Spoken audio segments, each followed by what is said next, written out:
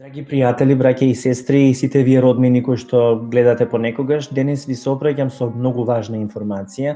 Имено таа важна информација е дека Христос доаѓа наскоро.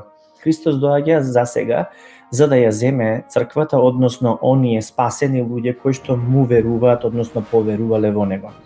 Тој ќе не грабне со себе во облаците сите ние кои што му веруваме на Бога.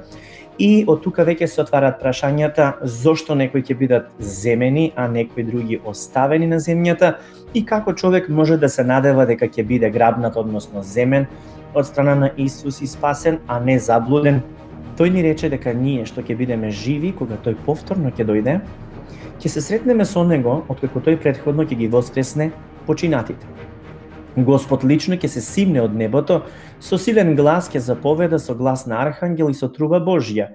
И прво ќе воскреснат оние што верувале во Христос пред да починат, потоа ние што сме живи заедно со нив ќе бидеме грабнати во облаците за да се сретнеме со Господ и за секогаш да останеме со него. Амин.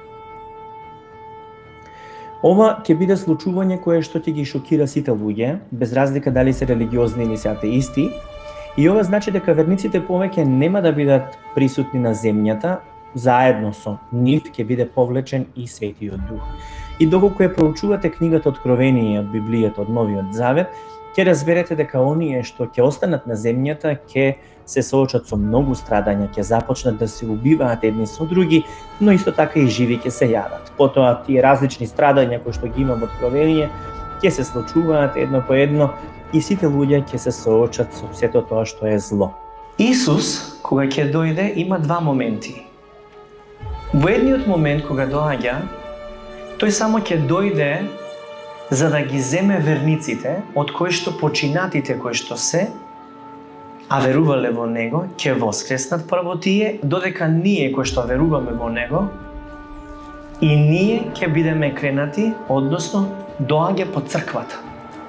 Црква не се мисли на институции тврда градба, туку се мисли на жив организам, метафорички кажано невестата Христова, а тој е младоженецот кој што доаѓа да ја земе својата невеста. И тоа сме сите ние кои што веруваме во него. Така да замислете како еден магнет кој што ќе дојде Исус и така ќе ги привлече сите кон себе. Значи нема да се спушти на земјата, ова е многу важно. Туку ќе не грабне и ќе се сретнеме со него во облаците. Потоа што се случува? Потоа ние верниците сме во Божјото присуство, горе, ке Господ. А овде што ќе се случува на земјата? Ќе почне еден 7 годишен период кој што е најавен уште кај пророкот Данаел во Стариот Завет, а затоа пишува и повеќе во Откровение. Во Светото писмо вели дека ниту еден со добри дела не може да се спаси, туку само со вера во единородниот Син Божи Исус Христос. Исус не е религија и живото христијанство не е религиозност.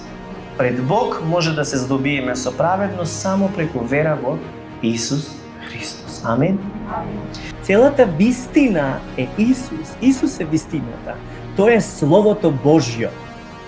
И тоа Слово Божјо го имате. И тоа е ова Слово Божјо, Свето писмо. Ова книга е живо Слово. И ова Слово кога го примате во себе, тоа е живо семе, кое што носи живот од Бога. Кога го читате ова Слово и тоа Слово вас ве чита, ова е првиот момент за комуникација, за средба со Исус. Овде го запознавате Божјиот карактер, Божјата волја, Божјиот план за спасение на човештвото, за доаѓањето на Исус, уште пред тој да дојде во Стариот Завет, како Божјо ветување кој Господин го вети на израелците, а потоа што се случи, се исполни од пророците што кажа. И Новиот Завет исто така, доаѓањето на Исус, извршувањето на волјата Божја, неговото жртвување за секој еден од нас, сето вистина овде ви ја пишува, а вистината ослободува од секоја лага и заблуда.